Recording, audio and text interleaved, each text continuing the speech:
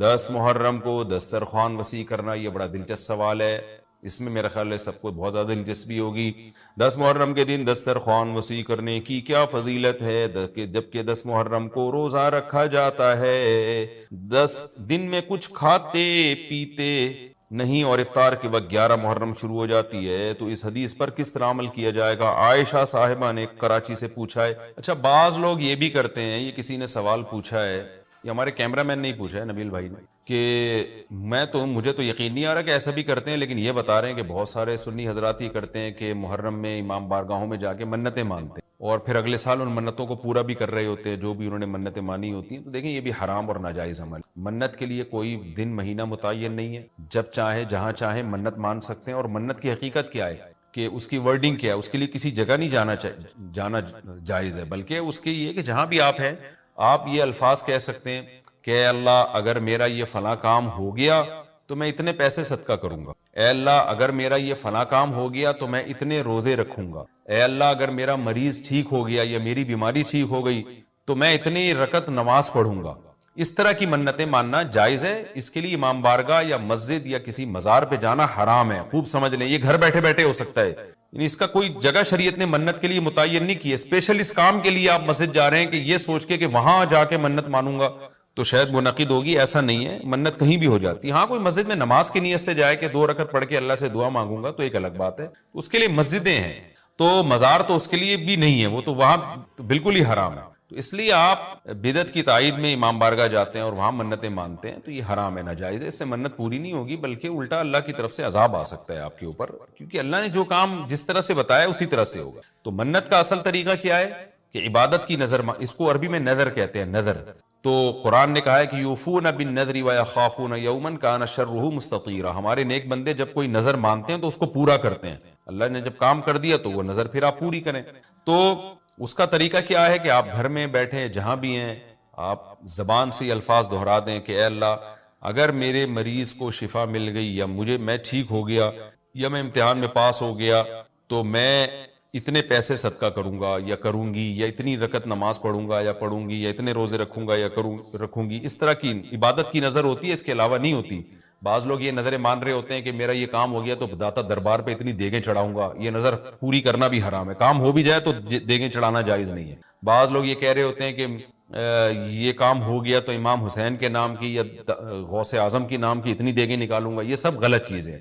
صدقے کی نظر ہوتی ہے اللہ تیرے نام پہ میں اتنے غریبوں کو کھانا کھلاؤں گا، یہ نظریں ہوتی ہیں صدقے کی، جو اللہ کے لیے ہوتا ہے صدقہ۔ تو اس میں یہ کہ کھانا کھلانے کی صدقہ خیرات کی نظر ہو سکتی ہے، اور عبادت کی نظر ہوتی ہے۔ یہ جو مزاروں پہ جانے کی نظر اور فلاں پہ جا پہ چڑھاؤں گا، یوں کروں گا، ایسے کروں گا، یہ جو اوٹ پٹانگ قسم کی نظریں آ رہی ہیں یہ حرام ہے، ناجائز ہیں، اس کی کوئی حیثیت نہیں ہے شریعت میں، ان کو پورا کرنا بھی واجب، نہ صرف یہ کہ واجب نہیں ہے بلکہ جائز ہی نہیں ہے۔ تو گھر بیٹھے بیٹھے جب چاہیں آپ نظر مان سکتے ہیں، زبان سے کہیں گے تو نظر ہوگی، دل میں نہیں ہوتی۔ لیکن شریعت نے منت ماننے کو بہرحال پسند نہیں کیا ہے۔ نبی صلی اللہ علیہ وسلم نے فرمایا کہ جو نظر مانتا ہے نا وہ تقدیر کو تو نہیں ٹال سکتا، اللہ اس کے ذریعے کنجوس سے پیسہ نکلوا دیتے ہیں، یعنی تقدیر میں بیماری ٹھیک ہونا ہوگی تو ہو جائے گی، کامیابی ہوگی تو ہوگی، وہ تو، لیکن کیا ہوتا ہے کہ بندہ ٹھیک ہو جاتا ہے اور جو آدمی کبھی صدقہ نہیں کرتا اس بہانے اس کی جیب سے، کنجوس کی جیب سے پیسے نکل جاتے ہیں، ویسے تو دے نہیں رہا تھا صدقہ تو اللہ نے بیماری میں ڈال دیا، چل اب منت مان تاکہ میں بیماری ٹھیک کروں اور تو اب پیسے نکال یہاں سے۔ تو کنجوسوں کے ذریعے، کنجوسوں کا پیسہ نکلوانے کے لیے یہ کام ہوتا ہے، بے نمازیوں کو نماز پڑھوانے کے لیے، جو روزہ نہیں رکھتے ان کو روزہ رکھوانے کے لیے۔ تو اس حدیث سے پتہ چلتا ہے کہ منت اور نظر کو جائز ہے لیکن پسند نہیں کیا گیا۔ علماء نے اس کی وجہ بیان کی ہے کہ یہ ایک طرح سے نا اللہ سے ایک طرح کا مقابلہ چل رہا ہے کہ اللہ میرے مریض کو یا مجھے ٹھیک کر دے تو میں اتنے روزے رکھوں گا، یعنی بارگیننگ ہو رہی ہے اللہ تعالیٰ سے کہ اگر نہیں ٹھیک کیا تو میں نہیں رکھتا، جا بھائی، اے اللہ اگر میں پاس ہو گیا نا تو میں 1,00,000 روپے صدقہ کروں گا، اگر نہیں ہوا تو ہم بھی صدقہ نہیں کر رہے۔ تو ایک طرح کا نا مقابلہ چل رہا ہے۔ عبدیت یہ ہے کہ اللہ تو مجھے پاس کرے گا تو بھی 1,00,000 روپے دوں گا، نہیں کرے گا تو بھی 1,00,000 روپے دوں گا، اس لیے کہ میں تو تیرا بندہ ہوں، لیکن تو مجھے ویسے ہی پاس کر دے امتحان میں، چاہے میں 1,00,000 دوں یا نہیں دوں، میں تو تیرا بندہ ہوں، میں تو فقیر ہوں۔ فقیر بارگیننگ تھوڑی کرتا ہے، سیٹھ صاحب آپ نے مجھے اگر 100 روپے دیے نا تو میں بھی آپ کا فلاں کام بنا دوں گا۔ فقیر کہتے ہیں اللہ کے نام پہ 100 روپے دے دو، میں فقیر، پھٹا پرانے کپڑے میرے، میں کیا کروں گا یار آپ کے لیے۔ تو اللہ سے بھی بھکاریوں کی طرح مانگنا یہ اللہ کو زیادہ پسند ہے. منت ماننا بھی جائز ہے لیکن پسندیدہ کام نہیں ہے. ہاں جس طرح سے امام بارگاہوں میں یا مزاروں میں جا کے منتیں مانی جا رہی ہیں وہ بالکل حرام ہے, بالکل ناجائز ہے. اور اس کے لیے محرم کا دن متعین کرنا یہ سمجھ کے کہ اس میں منت زیادہ پوری ہوگی, یہ بھی حرام ہے, ناجائز ہے اور بدعت کی تائید ہے. اس سے آپ سب لوگ اجتناب کریں, اس سے گناہ ملتا ہے. اچھا جی, اب میں آتا ہوں جی محرم میں دسترخوان وسیع کرنا کیسا ہے. اس بارے میں ایک روایت ہے کہ عاشورہ کے دن جو اپنے اہل و عیال پر دسترخوان وسیع کرے گا, ان کو کھلائے گا, تو اللہ اس کے رزق میں برکت دیں گے. یہ روایت سند کے لحاظ سے کمزور ہے. بعض علماء کی رائے یہ ہے کہ اگرچہ کمزور روایت ہے مگر فضائل میں چلتی ہے, تو کوئی اچھی نیت سے دسترخوان وسیع کر دے.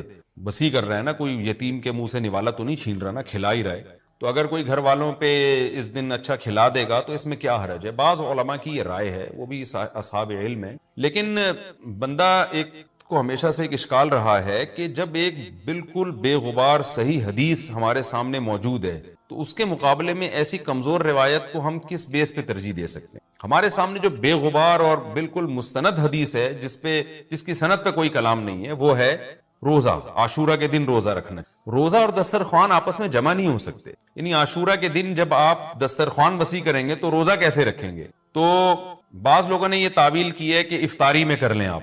تو افطاری میں تو 10 تاریخ نہیں رہے گی نا, 11 شروع ہو جائے گی, وہ تو 11 محرم ہو جائے گی. بعض لوگوں نے یہ کہا کہ جی 9 محرم کو جب سورج غروب ہو تو عاشورہ کی رات کو دسترخوان وسیع کر لیں. تو حدیث کے ظاہر سے تو عاشورہ کا دن معلوم ہوتا ہے کہ جب عاشورہ والا دن شروع ہو چکا ہو, یعنی صبح صادق کے بعد. یعنی حدیث میں تکلفات کرنے پڑ رہے ہیں, اس کی تعویلات کرنی پڑ رہی ہیں. تو اس بارے میں علامہ ابن تیمیہ رحمہ اللہ کی رائے ہمیں بہت صحیح معلوم ہوتی ہے. انہوں نے یہ لکھا ہے کہ اصل میں ہوا یہ تھا کہ جب شیعہ حضرات نے عاشورہ کے دن کو منحوس سمجھنا شروع کر دیا کہ یہ منحوس دن ہے اور اس میں غم کا دن ہے, تو بعض سنیوں نے ان کے مخالفت میں نا اس کو خوشی کا دن منانا شروع کر دیا. یعنی ہوتا ہے نا, آپ کسی کی مخالفت میں حد سے تجاوز کرتے ہیں, تو انہوں نے خوشی کے دن کے لیے اس میں کھانے پینے کی روایتیں گڑھ لی, کھاؤ پیو کھلاؤ پلاؤ, تاکہ بالکل ان کی مخالفت ہو. تو حقیقت یہی معلوم ہوتا ہے کہ چونکہ صحیح حدیث میں روزے کا تذکرہ ملتا ہے اور روزہ اور کھلانا پلانا جمع نہیں ہو سکتے. اگر یہ جو دوسری عاشورہ کے میں کھانا کھلانے والی حدیث بھی بالکل بے غبار اور مستند ہوتی نا, تو ہم دونوں کو جمع کر کے تعویلات کر لیتے کہ جی افطار میں کھلا دو اور سارا دن روزہ رکھو, یا نابالغ بچوں کو دن میں کھلا دو اور بڑوں کو روزہ رکھوا دو. تو ہم تعویلات کرتے اگر یہ اسی ٹکر کی حدیث ہوتی. لیکن یہ کمزور حدیث ہے تو اس کو اتنی صحیح مستند روایت کے مقابلے میں ہم کیسے لا سکتے ہیں. تو وہ ابن تیمیہ رحمہ اللہ کی بات کافی معقول معلوم ہوتی ہے کہ بعض شامی لوگوں نے یہ روایت کو گڑھا ہے صرف شیعہ لوگوں کی دشمنی اور مخالفت میں کہ اس کو خوشی کا دن. تو عاشورہ کا دن تو نہ غم کا دن ہے نہ خوشی کا دن ہے, عبادت کا مقدس دن ضرور ہے, تو برکت کا دن ضرور ہے. تو اس لیے اس میں صحیح بات یہی معلوم ہوتی ہے کہ یہ کھلانا پلانا والا جو روایت ہے یہ ہمیں صحیح معلوم نہیں ہوتی. روزہ رکھیں, اور افطاری میں تو ویسے ہی دسترخوان وسیع کرنا چاہیے. افطاری میں سموسے پکوڑے جلیبیاں بچوں کو کھلائیں تاکہ ان کو روزہ رکھنے کی اور زیادہ حوصلہ افزائی. تو اس لیے ہماری رائے اس میں یہی ہے کہ عاشورہ کے دن بس روزہ ہی کی فضیلت ہے, دسترخوان والی بات ہمیں ٹھیک معلوم نہیں ہوتی. کیونکہ اس کے مقابلے میں جو ہے نا, دسترخوان والی حدیث کے مقابلے میں زیادہ صحیح حدیث ہے جو روزہ تو کھانا پینے سے اجتناب کا نام ہے, اور افطاری میں تو ویسے ہی آدمی کھا لیتا ہے, وہ اس کے لیے پھر ضرورت نہیں ہے الگ سے ہمیں کسی روایت کی. اچھا بھائی, بیوی کی خالہ اور پھپھی محرم ہے کیا؟ بیوی کی خالہ محرم ہوتی ہے؟ عبداللہ صاحب فیصل آباد سے. نہیں جی, بیوی کی خالہ محرم نہیں ہوتی, اپنی خالہ محرم ہوتی ہے. بیوی کی ماموں, بیوی کے پھپھا, بیوی کے چچا, بیوی کی بھتیجی, بیوی کی بھانجی, یہ سارے نامحرم ہیں. لوگ سمجھتے ہیں میری بیوی کے جتنے محرم ہیں وہ میرے بھی محرم بن گئے, ایسا بالکل بھی نہیں ہے. اتنا فری ہونے کی ضرورت بالکل بھی نہیں ہے. جب بیوی کی بہن آپ کی محرم نہیں ہے تو باقی کون آپ کا محرم ہو جائے گا؟ تو صرف بیوی کی اماں, نانی, دادی, دادا تو ویسی مرد ہے.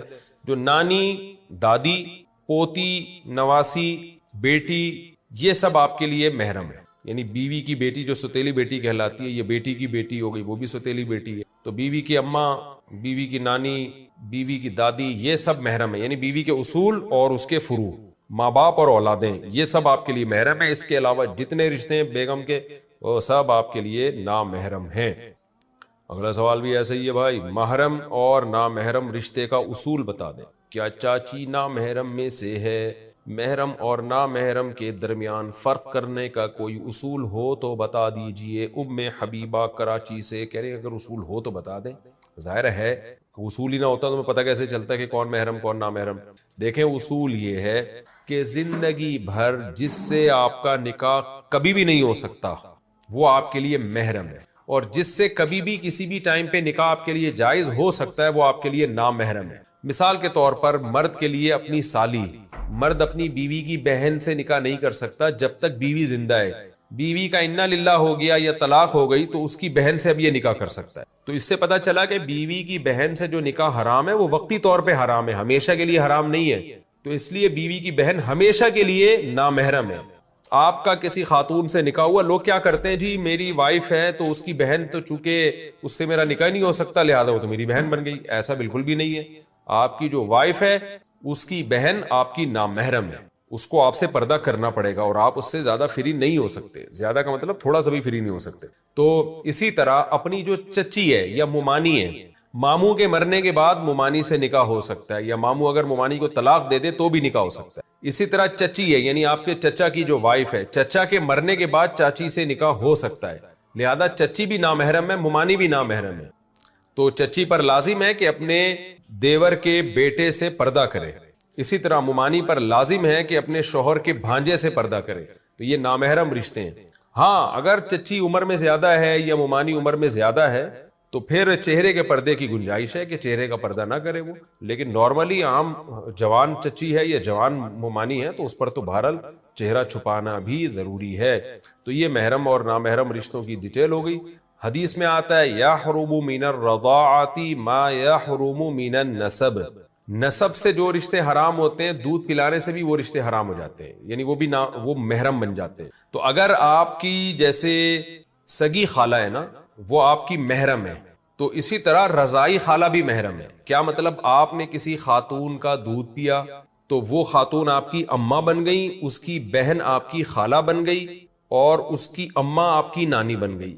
اسی طرح یعنی آپ نے دودھ پیا کسی خاتون کا تو اس خاتون کے شوہر آپ کے ابا بن گئے اور شوہر کی بہن آپ کی رضائی پھوپھی بن گئی، تو اس سے بھی پردہ نہیں۔ تو یہ ڈیٹیل تھی محرم اور نامحرم کی۔ فہد صاحب نے کراچی سے پوچھا ہے کہ مفتی صاحب آج 14 اگست کی رات ہے، 2022 14 اگست، تو نوجوان لڑکے لڑکیاں مس گیدرنگ کرتے ہیں، میوزک چلتا ہے، ڈانس کرتے ہیں، یہ تو ان کا سوال ہے لیکن میں اپنی طرف سے بھی ایڈ کر دیتا ہوں، اس میں فائرنگ ہوتی ہے اور خوب ہلا گلا ہوتا ہے۔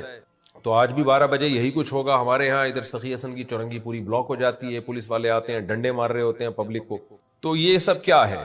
دیکھیں 14 اگست ہمارے لیے خوشی کا دن ہے اس طور پر کہ ہمارا ملک آزاد ہوا تھا، تو اگر کوئی اس کو یعنی اس کو سیلیبریٹ کرتا ہے، اس کو خوشی مناتا ہے، یعنی آٹومیٹیکلی ایک چیز ہے تو اس میں کوئی حرج نہیں ہے۔ اچھا اس پہ لوگ 12 ربیع الاول کو بھی قیاس کرتے ہیں کہ جب 14 اگست کو خوشی منانا جائز ہے تو 12 ربیع الاول کو کیوں جائز نہیں ہے؟ دیکھیں نبی صلی اللہ علیہ وسلم کی پیدائش کے دن خوشی منانا یہ اس کا تعلق مذہب سے ہے، مذہب سے براہ راست ہے، تو مذہب میں اپنی طرف سے ایڈیشن کی اجازت نہیں ہے جب تک شارع علیہ السلام کی طرف سے اس کی پرمیشن نہ ہو۔ تو ہمارے نبی صلی اللہ علیہ وسلم نے 12 ربیع الاول نہیں منایا، نہ صحابہ نے نہ تابعین نے، تو ہمیں اجازت نہیں ہے۔ اور یہ جو 14 اگست کو منایا جاتا ہے یہ قومی دن ہے، اس کا اسلام سے براہ راست تعلق نہیں ہے، لہذا اس میں اسلام سے براہ راست پرمیشن کی ضرورت نہیں ہے، کیونکہ اسلام کی طرف سے پرمیشن آلریڈی ہے کہ تمہارے اپنے ذاتی چیزیں ہیں، اگر کوئی ایک دن آپ متعین کر لیتے ہیں تاکہ اس میں لوگوں کے دل میں ملک سے وطن سے محبت پیدا ہو تو اس میں کوئی حرج نہیں ہے۔ ہاں اتنی بات ضرور ہے کہ اسلام کوئی بھی دن آپ کو منانے کے لیے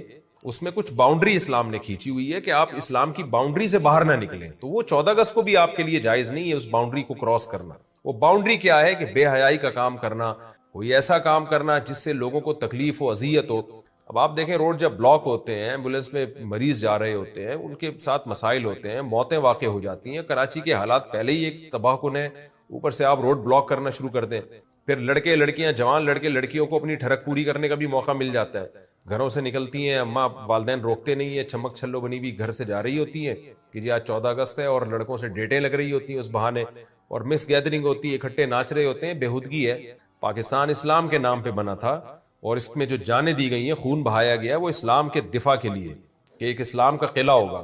آپ اس طرح سے ایک دن منا رہے ہیں جس میں اسلام کی دھجیاں اڑائی جا رہی ہیں، تو یہ پاکستان سے محبت کی علامت نہیں ہے، یہ اس کا مطلب آپ اپنی ایک ٹھڑک پوری کر رہے ہیں۔ تو ہم آپ کو 14 اگست منانے سے منع نہیں کرتے، ایک آزادی کا دن ہے، اگر آپ اس کو مناتے ہیں اور اس سے ملک کی محبت پیدا ہوتی ہے تو اچھی بات ہے یہ، کیونکہ بہرحال ایک ہمارا ملک ہے، اس کا دفاع کرنا ہماری ذمہ داری ہے، اسلام کا ایک قلعہ ہے، پاکستان ختم ہو گیا تو بہت سارے اسلامی ملکوں کا فیوچر داؤ پہ لگ جائے گا، تو لیکن حدود کے اندر رہ کے آپ اس کو منائیں۔ بہت دفعہ ایسا ہوتا ہے فائرنگ سے لوگ مر جاتے ہیں، ایسے بہت سے واقعات سامنے آئے ہیں، تو کوئی بھی اللیگل کام نہ کریں، غیر قانونی کام نہ کریں، اور غیر قانونی چاہے ملکی لحاظ سے ہو چاہے اسلام کے لحاظ سے ہو۔ مجھے یاد ہے ایک دفعہ 14 اگست پہ زلزلہ آیا تھا رات 12 بجے، ٹھیک 12 بجے زلزلہ آیا تھا، چند سال پہلے کی بات ہے۔ اطلاع ملی تھی کہ ہاکس بے کی طرف اور سی وی یو کی طرف لڑکے لڑکیاں شراب پی رہے ہیں، اور جیسے ہی 14 اگست یعنی 12 بجے ہیں تو لڑکے لڑکیوں نے شراب کباب اور ناچ گانے شروع کیے، ٹھیک 12 بجے ایسے کراچی کی زمین یوں ہلی تھی۔ تو شاید اللہ کا عذاب ہو، یہ اللہ نے تنبیہ کی ہو کہ کچھ عقل کے ناخن لو۔ دیکھیں ہم غیر مسلموں پر اپنے آپ کو قیاس نہیں کر سکتے، لوگ کہتے ہیں غیر مسلم تو شرابیں پیتے ہیں، نائٹ کلب میں ناچتے ہیں، زنا کرتے ہیں، انہیں کچھ بھی نہیں ہوتا، انہیں کچھ بھی نہیں ہوگا، ان کے لیے اللہ نے آخرت میں سزا رکھی ہے۔ ہم مسلم ہیں، ایک مسلم کنٹری ہے، ہم اگر حدود کو کراس کریں گے تو بہت کچھ ہو سکتا ہے۔ رسول اللہ صلی اللہ علیہ وسلم نے فرمایا میری امت میں جو آخر میں لوگ آئیں گے قرب قیامت میں، ان میں ناچ گانے موسیقی کے آلات عام ہو جائیں گے اور شرابیں پی جائیں گی، تو فیکون فیہم خسف و مسخ او کما قال صلی اللہ علیہ وسلم، فرمایا اللہ شکلیں بھی مسخ کرے گا، لوگوں کی شکلیں تبدیل کر دے گا، بگاڑ دے گا اللہ لوگوں کی شکلیں، اور زمین میں دھسنے کے واقعات بھی ہوں گے۔ تو یہ نبی نے اپنی امت کے بارے میں فرمایا، غیر مسلموں کے بارے میں نہیں فرمایا، وہ تو مانتے ہی نہیں اسلام کو۔ تو مسلمان جب یہ حرکتیں کرتا ہے تو اس میں اس کو اللہ کے عذاب سے ڈرنا چاہیے۔ تو نبی صلی اللہ علیہ وسلم نے ڈرایا ہمیں کہ جب یہ موسیقی کے آلات اور ناچ گانے اور شرابیں پی جائیں گی، جب یہ چیزیں عام ہو جائیں گی تو پھر عذاب کا انتظار کرو۔ اس امت میں ایسا ہوگا، غیر مسلموں کے بارے میں نہیں کہا آپ صلی اللہ علیہ وسلم نے۔ بنی اسرائیل میں بھی دیکھیں جو مسلم تھے نا، انہیں اللہ نے منع کیا ہفتے کے دن شکار مت کرو، انہوں نے پھر بھی شکار کیا، تو قرآن میں کیا ہے؟ قلنا لہم کونوا قردۃ خاسئین، ان کی شکلیں بندر خنزیر کی بن گئی۔